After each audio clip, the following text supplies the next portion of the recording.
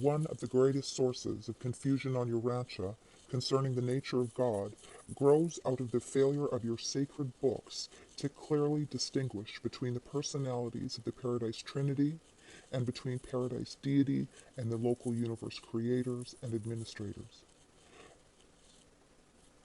The people of Urantia continue to suffer from the influence of primitive concepts of God. The gods who go on a rampage in the storm, who shake the earth in their wrath and strike down men in their anger, who inflict their judgments of displeasure in times of famine and flood. These are the gods of primitive religion. They are not the gods who live and rule the universes.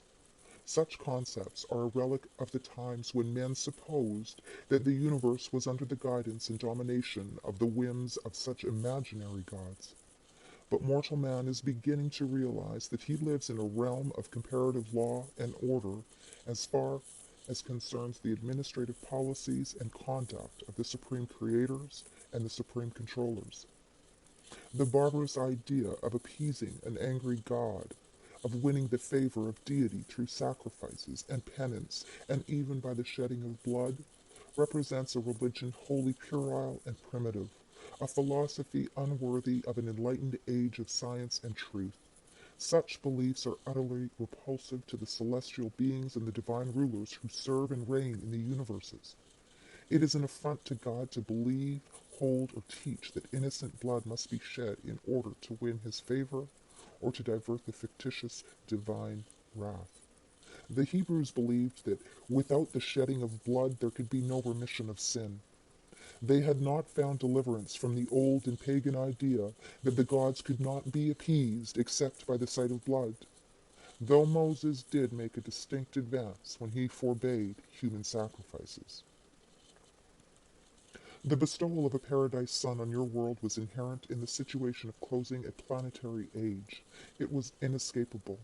It was not made necessary for the purpose of winning the favor of God. This bestowal also happened to be the final personal act of a Creator Son in the long adventure of earning the experiential sovereignty of his universe. What a travesty upon the infinite character of God!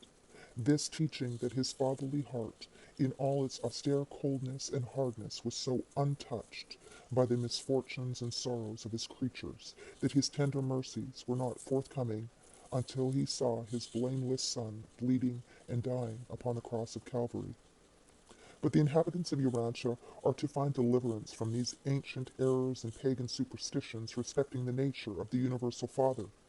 The revelation of the truth about God is appearing, and the human race is destined to know the Universal Father in all that beauty of character and loveliness of attributes so magnificently portrayed by the Creator Son, who sojourned on Urantia as the Son of Man and the Son of God.